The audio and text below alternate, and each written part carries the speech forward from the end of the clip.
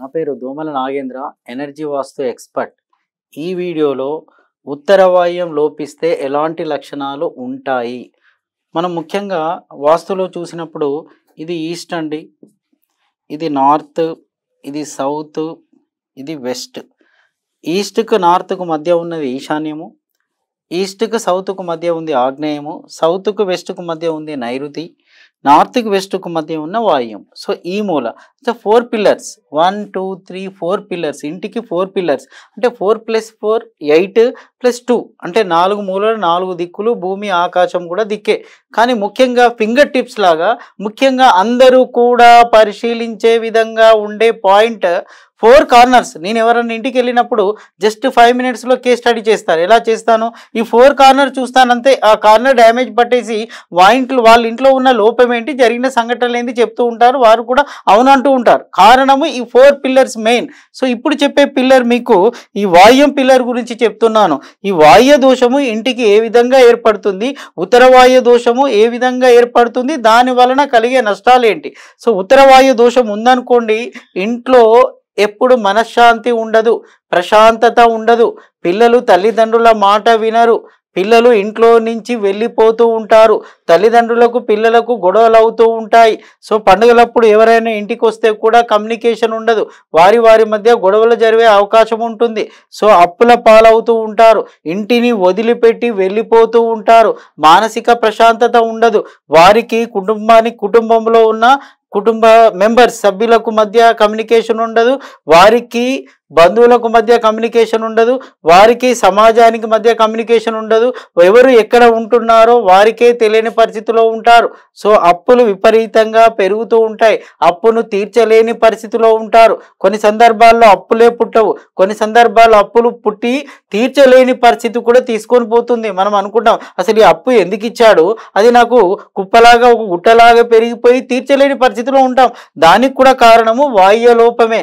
మనం మనశ్శాంతిగా ఉండాలన్నా, ప్రశాంతంగా ఉండాలన్నా వాయువ్యము చాలా బాగుండాలి. వాయువ్యం అంటే ఏంటంటే ముక్కు అండి. ఈ ముక్కు ద్వారా శ్వాస పీలుస్తూ ఉంటాం.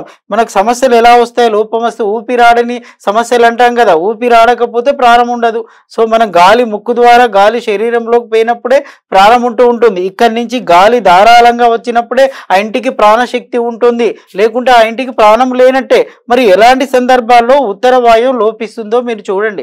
ఇది చాలా ముఖ్యమైన పాయింట్ అండి. ఎక్కువ ఇళ్లలో ఈ దోషమే నాకు కనబడుతూ ఉంటుంది, ఉత్తర వాయు దోషం కనబడుతూ ఉంటుంది. అందుకే ఈ వీడియో చేస్తున్నాను. సో ఇలాంటి పాయింట్లు మీ ఇంట్లో ఉంటే మీరు వాటిని సవరణ చేసుకోండి. ముఖ్యంగా వాయు దోషం ఇగో చూడండి, ఇక్కడ కాంపౌండ్లో ఈ వాయు మూలకు కప్పుగా టాయిలెట్ కానీ బాత్రూమ్ కానీ కడుతూ ఉంటారండి. అది ఏంటి, వెస్ట్ వాళ్ళకు నార్త్ వాళ్ళకు టచ్ అయిపోయి ఉంటుంది చూడండి. ఎప్పుడైతే ఇలా కడతామో సో ఉత్తర వాయు దోషం అంటే పడమర వాయుం ఉత్తర వాయుం ఇది దోషంగా మారిపోతూ ఉంటుంది. మన నోస్ ముక్కు మీద మాస్క్ వేసుకున్నప్పుడు కరోనా సమయంలో ఏమైంది, ఊపిరాడకుండా ఉండేను. అదే విధంగా ఇక్కడ కూడా ఇలా వేసినప్పుడు నోస్ మీద క్లాత్ పడిపోయిందండి, మాస్క్ వేసుకున్నాము, ఊపిరాడని సంఘటనలు జరుగుతూ ఉంటాయి. ఒకటి తర్వాత ఒకటి ఎడతెరిపి లేకుండా సమస్యల్లో చిక్కుకొని ఉంటాము. కారణము ఈ వాయువు కప్పుగా మారడమే. అందుకే ఈ వాయువు కప్పుగా మారకూడదు. మరికొన్ని సందర్భాల్లో ఏం చేస్తారు అంటే ఇది చూడండి, ఈ ఉత్తర వాయుం పెరిగిపోతూ ఉంటుంది. ఈ ఉత్తర వాయుం పెరిగింది అని అంటే వాయు లోపం ఏర్పడుతుంది. ఇది చూడండి, ఇది తరిగింది, ఇది పెరిగింది, ఇది తరగద్దు, ఇది పెరగద్దు. ఓకే, ఇది పెరిగిందంటే ఉత్తర వాయుం పెరిగిపోయింది. మరి చూడండి, మరికొన్ని సందర్భాలు ఇటు వచ్చేది ఏం చేస్తారు అంటే ఇలా పెంచుకొని ఉంటుందండి. ఇలా పెంచారు అంటే దాని ఉద్దేశం ఏంటి, పడమర వాయువు పెరిగిపోయింది. సో పడమర వాయువు పెరగద్దు, తరగద్దు, ఇది పెరిగిందంటే తరిగిందని అర్థం అనమాట. సో దోషం అనేది ఏర్పడుతూ ఉంటుంది. సో అది ఇంకో మరికొన్ని సందర్భాల్లో ఇక్కడ వాయు మూలే కట్ అయిపోతూ ఉంటుందండి. వాళ్ళ ఇంట్లో ఈ వాయు మూల ఉండదు, ఈ ఇంట్లో ఈ వాయువు మూల ఉండదు. దీంతో ఏమవుతుంది, ఆ వాయువు కట్ అయిపోతుంది, ప్రాణశక్తి కట్ అయిపోతుంది, ఊపిరాడని సంఘటనలు రిపీట్ అవుతూ ఉంటాయి, ఎప్పుడు టెన్షన్లు పడుతూనే ఉండాలి. సో చూస్తే మామూలుగా ఉంటుంది కానీ దీని ప్రభావం చాలా పెద్దది. సో ఈ కట్ అయిన భాగాన్ని మీరు స్క్వేర్లో చేసుకోండి, ఇలా కటింగ్ ప్రాంతం ఉండడానికి వీల్లేదు. మరికొన్ని సందర్భాల్లో ఇక్కడ సెప్టిక్ ట్యాంక్ ఇస్తారండి. వాయువ్యంలో సెప్టిక్ ట్యాంక్ ఇవ్వకూడదు, వాయు భాగాన్ని దాటి వేసి వెయ్యాలి. ఎలా, 45 ఫీట్ ఉందనుకోండి, ఇది ఇప్పుడు 9 పార్ట్స్గా డివైడ్ చేస్తే ఒక్కొక్క పార్ట్ 5 5 ఫీట్ ఉంటుందండి, 5 ఫీట్. అంటే అప్పుడు 10 ఫీట్ తర్వాత ఇక్కడ సెప్టిక్ ట్యాంక్ ఇవ్వాలి, ఇక్కడ సెప్టిక్ ట్యాంక్ రావాలి. కానీ ఆ సెప్టిక్ ట్యాంక్ పిల్లర్లో పడకుండా బ్యాలెన్స్ చేసుకొని మనం కొన్ని కండిషన్స్ అప్లై చేసుకొని సెప్టిక్ ట్యాంక్ ఇవ్వడానికి వీలవుతుంది. లేదా దీని మధ్య భాగాన్ని తీసుకొచ్చి ఇటువైపు నుంచి ఇటువైపు ఇచ్చేసేయండి. సో ఉత్తరము మధ్యలో నుంచి అన్నా ఇటువైపు ఇవ్వాలి, లేదా ఇక్కడి నుంచి 2 భాగాలు దాటేసి అటువైపు అన్నా ఇవ్వవలసి ఉంటుంది. సెప్టిక్ ట్యాంక్ పాత్ర చాలా చాలా ప్రముఖమైనది. కొంతమంది సెప్టిక్ ట్యాంక్ ఇక్కడ పెట్టేసి దాని మీదనే టాయిలెట్ కానీ బాత్రూమ్ కానీ కడుతూ ఉంటారండి. అది పుండు మీద కారము చల్లినట్టు. మరికొంతమంది ఏం చేస్తారు అని అంటే, ఇక్కడ చూడండి, ఇక్కడ స్టెప్స్ వస్తాయి ఉత్తర వాయువ్యంలో. స్టెప్స్ మంచివి కాదా అంటే మంచివేనండి. స్టెప్స్ వచ్చినాయి అంటేనే కాస్తో కూస్తో మనం పెరిగినట్టే. దానికింత ఇంకా ఎంచక్క ఏం చేస్తారు, బాత్రూమ్ కానీ టాయిలెట్ కానీ కడతారు. సో ఉత్తర వాయువ్యం పరిపూర్ణంగా పెరిగిపోయిందండి. సో దానివల్ల ఉత్తరవాయం పెరిగిపోయిందంటే ఉత్తరవాయు దోషం ఇంటికి వచ్చేసింది. మరికొందరు ఏం చేస్తారు అని అంటే, మీరు చూడండి, ఇక్కడ స్టెప్స్ ఉన్నాయి కదా, ఇక్కడి నుంచి ఇక్కడ వరకు మొత్తం టాయిలెట్స్ కడతారండి, ఇవన్నీ కట్టేస్తారు. సో ఇక్కడ ఉత్తరవాయువు విపరీతంగా బరువుగా మారిపోయింది. దీనికి టచ్ చేసి, మెట్లకి టచ్ చేసి బాత్రూమ్ టాయిలెట్ కట్టుకుంటే ఈ గోడ వరకు తీసుకొచ్చారు అని అంటే ఉత్తరవాయువు విపరీతంగా పెరిగిపోయింది. ఉత్తరవాయు దోషం ఆ ఇంట్లో ఏర్పడే అవకాశము ఉంటుంది. సో కావున నేనేమంటాను అంటే, ఎప్పుడైనా ఇక్కడ టాయిలెట్ కడుతున్నప్పుడు చాలా ఇళ్లలో ఇది గమనిస్తూ ఉన్నాను. సో చాలా జాగ్రత్తగా హ్యాండిల్ చేయాలండి. అవి ఎలా ఉండాలి అంటే, ఇక్కడ దేనికి టచ్ కాకుండా కట్టుకోండి. ముఖ్యంగా ఇటువైపు గ్యాప్ ఎక్కువ ఇవ్వండి. ఎందుకు అనంటే, ఇక్కడ బరువులు ఎక్కువ వేసామనుకోండి, సో ఊపిరి ఆడదు. సో నోస్ మీద ఏదైనా క్లాత్ కానీ ఏదైనా బరువు వేస్తే ఊపిరి ఆడదు. అలాంటి పరిస్థితులు వస్తూ ఉంటాయి. అందుకే ఇక్కడ టాయిలెట్ కట్టాలి అంటే ప్లేస్ ఎక్కువ ఉన్నప్పుడు కట్టండి. అందుకే సార్ మేము మెట్ల కింద కట్టాము ఎంచక్క అంటే దాని ప్రాబ్లం కూడా ఉంటుంది. ఇది తప్పనిసరి పరిస్థితుల్లోనే ఈ నిర్ణయం తీసుకోండి.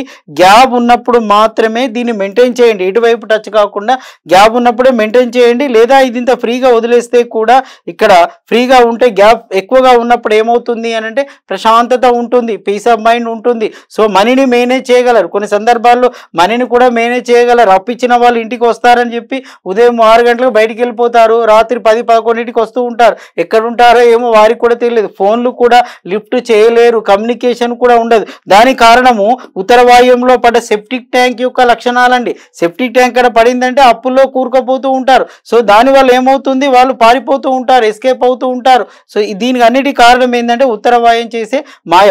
మరికొన్ని సందర్భాల్లో ఏం చేస్తారంటే, ఇంట్లోకి వచ్చినప్పుడు మీరు ఇటు చూడండి, ఈ చిల్డ్రన్ బెడ్రూమ్లో నుంచి దీనికి ఈ టాయిలెట్కి ఎంట్రన్స్ ఇస్తారు. ఇక్కడ టాయిలెట్ ఉంటుంది, ఇక్కడ నుంచి చిల్డ్రన్ బెడ్రూమ్ నుంచి ఇటు ఇచ్చినప్పుడు ఏమవుతుంది, అది ఉత్తర వాయువ్యం పరిపూర్ణంగా పెరిగిపోయినట్టే. అది పుండు మీద కారం చల్లినట్టు. ఎక్కువ మంది ఇలాగే చేస్తూ ఉన్నారండి. గమనించండి, ఈ బాత్రూమ్ ఇవ్వడమే తప్పు నాయన అంటే దానికి ఎంట్రన్స్ చిల్డ్రన్ బెడ్రూమ్ నుంచి ఇస్తే ఏమవుతుంది, ఈ ఆకారం పెరిగిపోయింది, పుండు మీద కారం చల్లినట్టే. మరికొందరు ఏం చేస్తూ ఉంటారంటే, ఇక్కడ చిల్డ్రన్ బెడ్రూమ్ ఇచ్చేసి ఇటు ఎంట్రన్స్ ఇస్తున్నారండి. ఇది కూడా తప్పే. చిల్డ్రన్ బెడ్రూమ్ నుంచి ఎంట్రన్స్ బయటికి ఇవ్వడము తప్పే. ఎందుకంటే ఈ సగభాగం నుంచి ఈ ఉచ్చ స్థానంలో ఎంట్రన్స్ ఇవ్వాలి, కానీ నీచ భాగంలో ఇవ్వకూడదు. మరికొందరు ఏం చేస్తున్నారు, ఈ యొక్క చిల్డ్రన్ బెడ్రూమ్ ఇలా కట్టేసి కొందరికి రెంట్ ఇస్తున్నారు. అంటే రెంట్ ఇస్తున్నారంటే మీనింగ్ ఏంది, ఈ రూమ్ ఇంట్లో నుంచి బయటికి వెళ్ళిపోయింది. ఈ రూమ్ బయటికి వెళ్ళిపోయింది అంటే ఏం పెరిగిందండి, ఈ నైరుతి ఇది పడమర నైరుతి పెరిగిపోయింది. మీరే పెంచేసుకున్నారు. ప్రశాంతత ఉండదు, పీస్ ఆఫ్ మైండ్ ఉండదు. సార్ ఇక్కడ ఈ రెంట్ ఇవ్వడం వల్ల వచ్చే కొంత అమౌంట్ ఏందో కానీ మీరు హ్యాపీగా ఉండలేరు, సంతోషంగా ఉండలేరు. అందుకే ఏమంటానంటే, ఈ గదిని మీ పరిధిలోకే తెచ్చుకోండి. మరికొన్ని సందర్భాల్లో ఏం చేస్తాం, వెస్ట్ ఫేసింగ్ ఇల్లు అనుకోండి, ఇక్కడ కట్ చేస్తామండి, పార్కింగ్ కోసం ఈ ఏరియా కట్ చేస్తాం. ఎప్పుడైతే ఈ ఏరియా కట్ అయిపోయిందో ఈ ముక్క ఇంట్లో నుంచి ఎగిరిపోతుంది. ఈ ముక్క ఇంట్లో నుంచి ఎప్పుడైతే ఎగిరిపోయిందో వాయు దోషం ఆ ఇంటికి వచ్చేస్తుంది. సో పిల్లల్లో ఎదుగుదల ఉండదు. సార్ మా బాబు మేము చెప్పినట్టు వినట్లేదండి, మా పాప మేము చెప్పినట్టు వినట్లేదు, మీరే చేసుకున్నారు, సో వాయుయాన్ని పంపించేశారు కదా. సో అక్కడ పీస్ ఆఫ్ మైండ్, జడ్జిమెంట్ ఇచ్చే వాళ్ళు లేరు, ప్రశాంతంగా ఉండే అవకాశమే లేదు. సో ఏది పెంచుకున్నారు, నైరుతి పెంచుకున్నారు. అందుకే నేను ఏమంటానంటే, ఇటువైపు వాల్ ఉంటుంది, సో ఇక్కడ ఆర్చ్ డిజైన్ కానీ పైనుంచి 1